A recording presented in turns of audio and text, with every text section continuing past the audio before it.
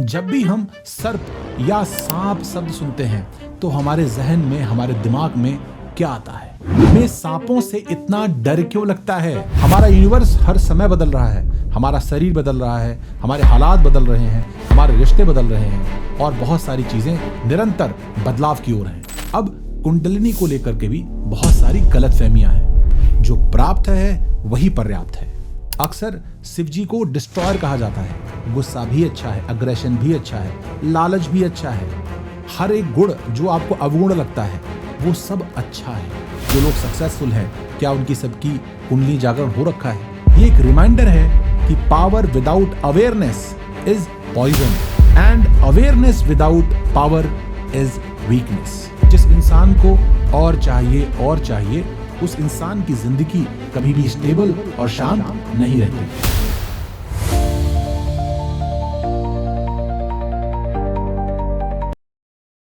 नमस्कार दोस्तों, स्वागत है आपका यूनिक एंगल बाय संतोष में।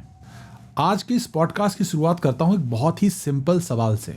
जब भी हम सर्प या सांप शब्द सुनते हैं तो हमारे जहन में, हमारे दिमाग में क्या आता है? डर, खतरा, जहर? अब दूसरा सवाल, अगर सर्प या सांप उतना ही डेंजरस है तो हमारे हिंदू धर्म में विष्णु जी के पास, शिव जी के पास सर्प क्यों है? ये कॉन्ट्राडिक्शन आपको अजीब नहीं लगता? एक तरफ तो हम सर्प को देखते ही मारने का प्रयास करते हैं और दूसरी तरफ उसे हमारे शास्त्रों में बहुत ही शक्तिशाली प्रतीक के रूप में चुना गया। आज का ये एपिसोड आपको कहानी सुनाने के लिए नहीं है। आज ये हम समझने की कोशिश करेंगे कि सर्पों को एक शक्तिशाली प्रतीक के रूप में हमारे शास्त्रों में क्यों रखा गया। सबसे पहले एक बेसिक बात समझते हैं कि हमें सांपों से इतना डर क्यों लगता है। आपने इस चीज को कभी नोटिस किया है कि अचानक से कोई आपको आवाज दे दे तो आप उस समय सोचते नहीं हैं, आप रिएक्ट करते हैं। ठीक उसी प्रकार से सांप का जो डर है ना, वो आपके दिमाग से नहीं आता, वो आपके इंस्टिंक्ट से आता है। ये वही इंस्टिंक्ट होती है जो या तो हमें कहीं भिड़ा देती है या हम एकदम से पीछे हट जाते हैं। ठीक उसी प्रकार से ऐसी ही बहुत सारी चीजें होती हैं जो हम अपने दिमाग से नहीं करते और अपने इंस्टिंक्ट की वजह से अपने जीवन में कर लेते हैं। एक्चुअली सर्प भी वही इंस्टिंक्ट जगा देता है, क्योंकि सर्प हमें हमारे सबसे इंपॉर्टेंट हिस्से से जोड़ देता है, जो है सर्वाइवल वाला हिस्सा। जी हाँ, जिंदा रहना है। हमारे सबकॉन्शियस माइंड में ये फीड है, सांप को देखते खतरा, तो दिमाग सोचता नहीं है, एकदम रिएक्ट कर देता है। अब हम अपनी डेली लाइफ को देखते हैं, हमें अचानक गुस्सा आ जाता है। हम कभी कभी बिना सोचे समझे बोल देते हैं और कभी कभी डर में या लालच में हम गलत निर्णय भी ले लेते हैं। उस समय हम शांत होकर के अपने दिमाग से काम नहीं ले रहे होते। उस समय हम इम्पल्सिव होते हैं और अपने इंस्टिंक्ट के बेसिस पे रिएक्ट कर रहे होते हैं। सर्प हमें सीधा जो हमारी सर्वाइवल इंस्टिंक्ट है उससे कनेक्ट करता है। शायद इसीलिए हम सांप को देख करके अचानक डर जाते हैं। अब एक ऑनेस्ट सवाल मैं आपसे पूछता हूं, क्या हम वाकई में सांप से डरते हैं या हम उस इंस्टिंक्ट वाले हिस्से को कंट्रोल नहीं कर पाते? अगर आप बहुत थोड़ी सूक्ष्मता से इस चीज को समझेंगे और सोचेंगे तो इस सवाल का जवाब भी आपको आराम से मिल जाएगा। यहीं से शास्त्रों की असली बात शुरू होती है।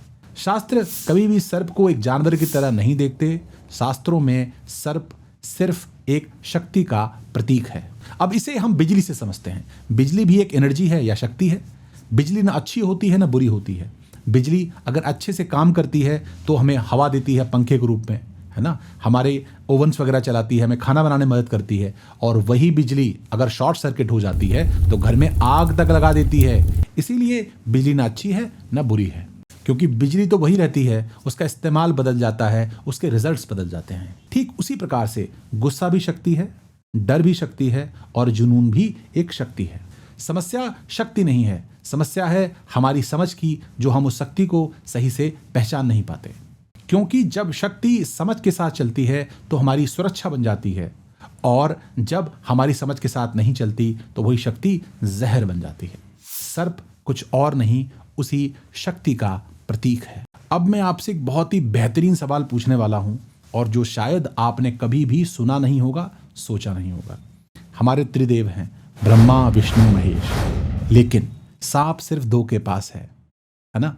शिव जी के गले में सांप है और विष्णु जी की शैया के नीचे शेषनाग जी हैं, लेकिन ब्रह्मा जी के पास कोई सर्प नहीं है।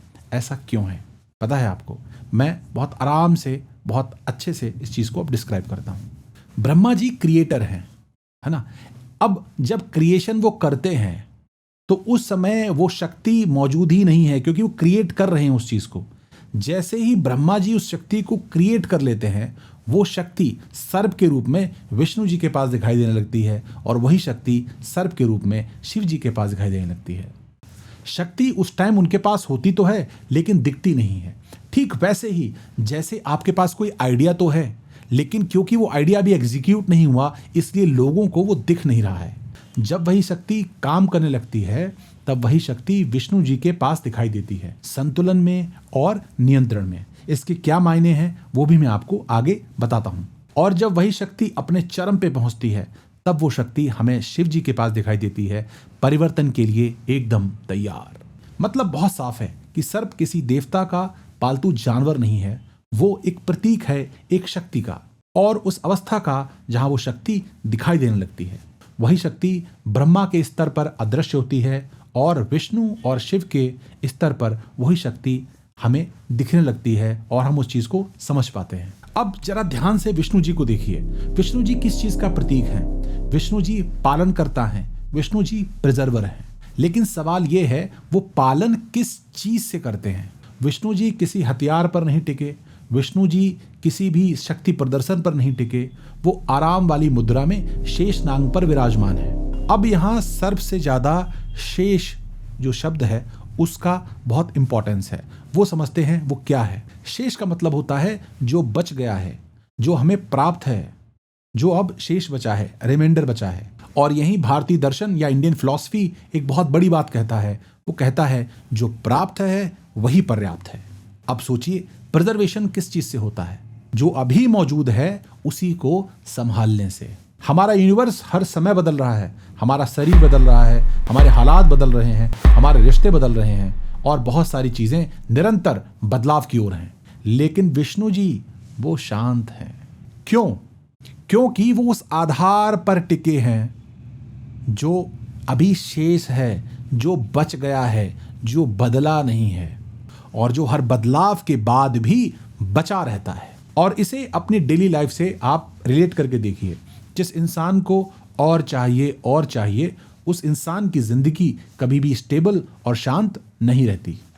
और जिस इंसान को ये समझ में आ जाता है कि जो प्राप्त है वो पर्याप्त है, उसकी जिंदगी स्टेबल रहती है, और वो शांति से, भले बाहर से आपको टर्बुलेंट लगे, लेकिन मन ही मन भीतर से वो व्यक्ति शांत होता है। इसीलिए शेषनाग यहाँ डर के प्रतीक नहीं है, वो उस स्थिरता के प्रतीक हैं जो लालच के बाद बची रहती है। इसीलिए विष्णु जी शेषनाग को दबाते नहीं हैं, उसे डराते नहीं हैं, उसे मारते नहीं हैं, वो उस पर विश्राम करते हैं। मतलब विष्णु जी ने शेषनाग की शक्ति को न दबाया है, न उकसाया है, बस उसे स्वीकार किया है। इसीलिए एक्सेप्टेंस प्रिजर्वेशन की सबसे बड़ी ताकत होती है। इन शॉर्ट, विष्णु जी हमें ये नहीं सिखाते कि हमें क्या प्राप्त करना है, कैसे प्राप्त करना है।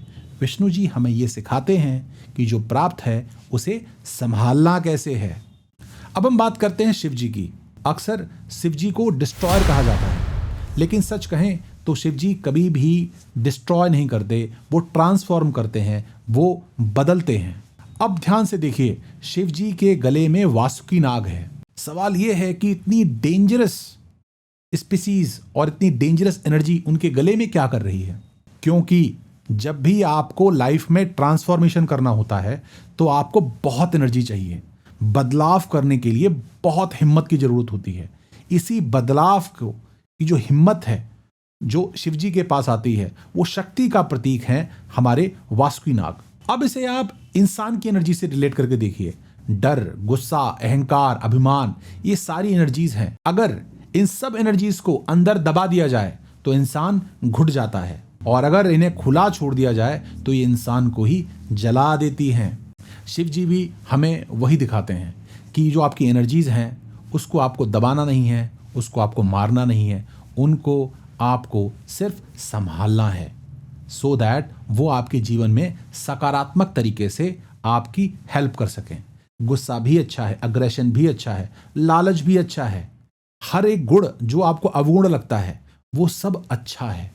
लेकिन अगर उसकी मात्रा सही है, उसकी वो जो गुण आ रहा है वो किस समय पे आ रहा है, वो समय ठीक है, तो ये सारी चीज़ें बहुत ज़रूरी हो जाती हैं। अब मैं आपको एक बेसिक सा एग्जांपल देता हूँ। अगर आप किसी के साथ, अपनी फैमिली मेम्बर के साथ बाज़ार जाते हैं या कहीं भी जाते हैं और उस समय कोई बदतमीजी करता है, उस समय क्रोध आना भी आवश्यक है। अगर क्रोध नहीं आएगा तो आपकी फैमिली हार्मनी गड़बड़ हो जाएगी। तो आपके साथ आपकी बहन गई है या माँ गई है, वो ज़रूर बोलेगी, यार तुम कुछ करते ही नहीं हो, है ना। कोई बाहर मुझसे बदतमीजी कर रहा है या कोई दिक्कत हो रही है तो उस समय कुछ बोलते ही नहीं हो। तो गुस्सा आना भी टाइम पे जरूरी होता है, लेकिन सबसे जरूरी यहाँ पे क्या है कि उस गुस्से को आप कंट्रोल कैसे करते हैं। जिस तरह से शिव जी ने वासुकी जी को अपने गले में धारण किया हुआ है, उसी प्रकार से आपको जितने भी ये गुण हैं वो सब आपको धारण करने हैं, लेकिन नियंत्रण में। अब जरा शिव जी के हलाहल पीने वाली कहानी को याद करते हैं। उन्होंने हलाहल को, जहर को पी तो लिया, लेकिन अपने शरीर में एंट्री नहीं करने दिया, उसको गले में ही रोक लिया। और यही सबसे बड़ा ट्रांसफॉर्मेशन है। मतलब उन्होंने इमोशंस को ग्रहण तो कर लिया, स्वीकार तो कर लिया, लेकिन अपने ऊपर, अपने शरीर के ऊपर कभी भी हावी नहीं होने दिया। इसी चीज़ को आप अपनी डेली लाइफ में उतारिए। जो व्यक्ति, जो इंसान अपने इमोशन से भागता है वो कभी भी लाइफ में मैच्योर नहीं हो सकता। आपको मैच्योर होने के लिए इमोशंस को कंट्रोल करना आना चाहिए और आपको पता होना चाहिए कि कौन सा इमोशंस कब यूज करना है, कब लोगों को दिखाना है। बिकॉज जो व्यक्ति, जो इंसान इमोशंस में बह जाता है वो डेफिनेटली कहीं ना कहीं अपना खुद का नुकसान कर बैठता है। शिव जी वही तीसरा रास्ता दिखाते हैं। आपको भागना नहीं है, आपको पकड़ना नहीं है, आपको बस बैलेंस करना है, आपको सिर्फ साधना है। इसीलिए वासुकी जी यहाँ पर डर का प्रतीक नहीं है, वो उस एनर्जी का प्रतीक है। अगर जिसे साध लिया जाए तो व्यक्ति वो साधारण देव नहीं रहता, वो व्यक्ति महादेव बन जाता है। मतलब अपने आप को, जो उसकी करंट स्टेज है उससे ऊपर उठा लेता है, अपने स्तर को ऊपर उठा लेता है। अब कालियानाग की बात करते हैं। कालियानाग को श्री कृष्ण ना मारते हैं ना दबाते हैं, वो उस पर नृत्य करते हैं। नृत्य का मतलब क्या है? नृत्य का मतलब है नियंत्रण करना, संतुलन के साथ नियंत्रण करना। अब अपनी ईगो को देखते हैं। अगर आप ईगो को दबाते हैं तो आपका आत्मविश्वास टूटता है, और अगर अपनी ईगो को आप बढ़ने देते हैं तो आप अहंकारी हो जाते हैं। ईगो यहां पर कालिया नाग की तरह है। आपको क्या करना है? आपको उस पर नृत्य करना है। नृत्य का मतलब क्या है? संयम के साथ उसको कंट्रोल करना है। तो कृष्णा यहाँ बीच का रास्ता दिखा रहे हैं कि आपको ईगो को मारना नहीं है, कुचलना नहीं है, बढ़ने नहीं देना है, इसको कंट्रोल वे में आपको आगे लेके जाना है। अब ज्योतिष के माध्यम से बहुत ही कम समय में हम राहु और केतु को भी समझने का प्रयास करते हैं, और एक्चुअली राहु और केतु एक्सेस पे ही हमारी जिंदगियां झूल रही होती हैं। राहु कहता है मुझे और चाहिए, केतु कहता है मुझे बिल्कुल नहीं चाहिए, और यही एनर्जीज हमारी जिंदगी में झूले की तरह में झुलाती रहती हैं। हमारी जिंदगी में जब राहु बहुत ज़्यादा एक्टिव होता है तो हमारे एम्बिशंस इतने ज़्यादा बढ़ जाते हैं कि हम थक जाते हैं। कभी कभी हमें सब कुछ चाहने का मन करता है कि हमें सब चाहिए, और कभी कभी हमें सब कुछ छोड़ देने का मन करता है। और ध्यान से समझिएगा, सर्प का शरीर जो है ना वो बीच का है, क्योंकि राहु उसका सर है, केतु उसकी पूंछ है। और उसी प्रकार से हमारी जिंदगी भी हमारी एक्सट्रीम डिजायर्स के बीच में झूल रही होती है। इसका मतलब बहुत साफ है कि हमारा जीवन एक्सट्रीम्स में नहीं चलता, उन एक्सट्रीम्स के बैलेंसेस में चलता है। इसीलिए समस्या कामनाएं नहीं है, इच्छाएं नहीं है, समस्या वैराग्य भी नहीं है, समस्या है संतुलन, बैलेंस। और जिस व्यक्ति को ये बैलेंस समझ में आ जाता है उसका जीवन बहुत ही आराम से चलने लगता है। अब आप थोड़ा पॉज लेकर के ये सोचिए कि आपका जीवन आजकल कामनाओं की तरफ ज़्यादा जा रहा है या वैराग्य की तरफ, तो आपको इसका उत्तर मिल जाएगा। अब हम कुंडलिनी की बात करते हैं। सबसे पहले हमें यह समझना होगा कि कुंडलिनी शक्ति को सर्प की संज्ञा क्यों दी गई, क्योंकि ये हमारी बॉडी में, हमारे शरीर के भीतर सर्प की तरह कुंडली मार के बैठी होती है और इसे जगाना पड़ता है। और सिर्फ कुंडली ही नहीं, हमारी बॉडी में जो चक्र हैं, 7 चक्र हैं, उन चक्रों का अगर आप पोजीशनिंग देखेंगे तो वो भी सर्प के आकार की होती है। और शायद यही एक कारण है कि जो चक्र हैं वो स्पाइनल कॉर्ड के साथ पैरेलली हैं और सर्प के आकार के हैं। और शायद यही एक कारण है जिसके कारण सर्प को हमारे शास्त्र एनर्जी का स्वरूप मानते हैं और स्पाइनल कॉर्ड को साइंस भी एनर्जी का स्वरूप मानती है और इसीलिए शायद शास्त्र हमारी स्पाइनल कॉर्ड को एनर्जी का पाथवे मानते हैं, रास्ता मानते हैं।